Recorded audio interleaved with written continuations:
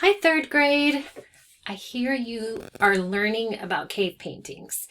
And we used to study cave paintings years ago in third grade. And then some of your teachers said that you were doing it again. And I thought, oh, cool, we'll do an art project with it. Because it is the first art that we know of that was done here on the earth. And what did they have to do that art? They didn't have canvases, they didn't have paper. So what did they have? They had walls of caves.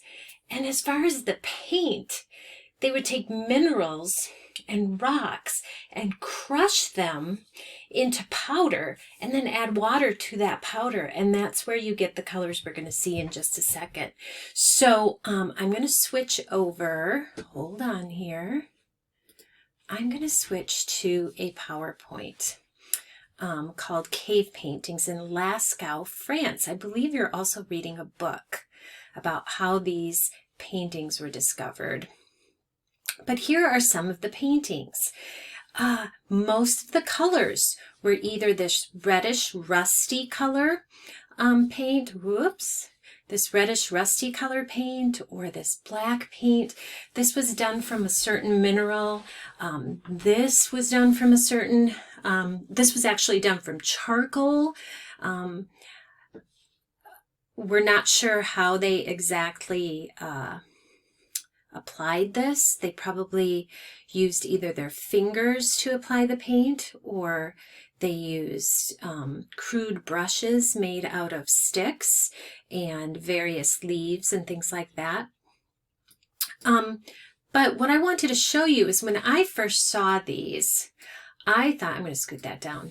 I thought they were pretty small, maybe like the size of a regular painting, you know, not very big, maybe like about the size of my chest or something like that. That's about the size I thought that these paintings were, until I saw this.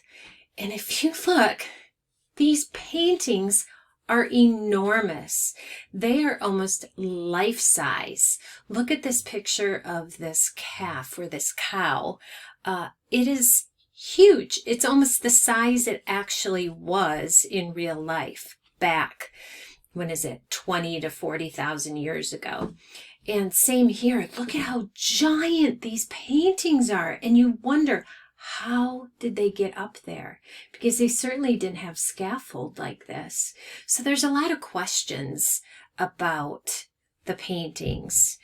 You can no longer go into the cave paintings in France, the actual cave paintings, because they have started to deteriorate from all the carbon dioxide that humans exhale.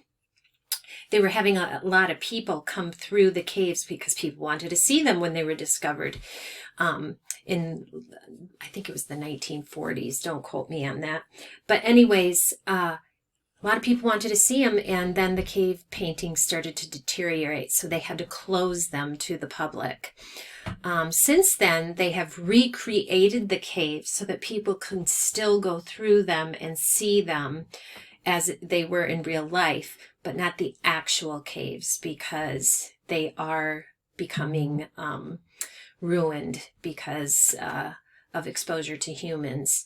The cool thing about these cave paintings, guys, is most of them were animals, and these dots. And it's interesting, we have people studying it, trying to figure out, what did all this mean? One of the most interesting things are the handprints. Look at all these handprints of humans from, 40, 50,000 years ago. This is amazing, and this is what we're really going to focus on. So I am going to show you something. We're going to go back to my camera. Hello, here's my hand. And my handprint can be done a couple of different ways. And I'm just going to do this with water. I'm going to put water on my hand. And I don't want to spray it right here. I'm going to spray it off to the side. You can probably hear it. Okay. Now my hand is wet, and then I'm going to print it. There you go. Whoops, I think we're upside down. Let's flip this upside down. This is called a positive handprint, okay? Because I took my ink, which is just water, and I printed it like this. This is a negative handprint. When I take my hand and I spray it, and when I lift it up, my handprint is left over.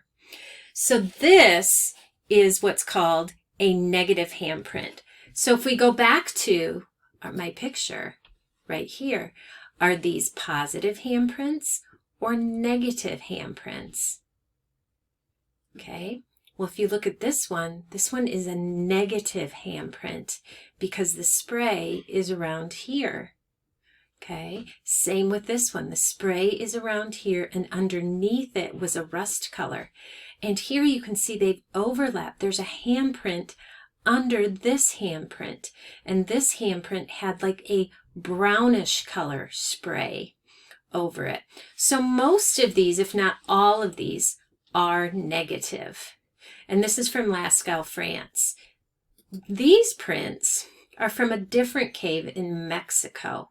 These are again old cave paintings, prehistoric cave paintings. Are these positive or negative? Yep, you got it. These are positive prints because the ink was applied to the hand and then it was pressed onto the rock. So here is what I want to do. Hold on. There are my prints. They're starting to dry. And I am going to flip the camera back up to me. Hi, guys. Okay, I would like you to do something. I want you to try it. This is just a bottle of water. You can even go out to your garage. I want you to try a positive handprint and a negative handprint. And you can even take a video of it if you would like. And you can either send it to me or post it on Google Classroom. And let's see your positive and negative handprints if you want to get more creative. But this is only because this can get really messy. You still have to do this outside. You can actually put paint or ink in this. It would have to mostly be ink. You'd have to talk to parents about that and they can email me. I know I've used Kool-Aid before, but if I do that, I add a little bit of soap so it's easier to clean up. So that's why I said just using water and practicing and positive and negative handprints like out in your garage on the concrete would work great. I did it on a piece of construction paper. It's kind of cool to do. So you guys have fun with that, and whatever you end up doing, let me know. And we'll talk to you guys later. Bye.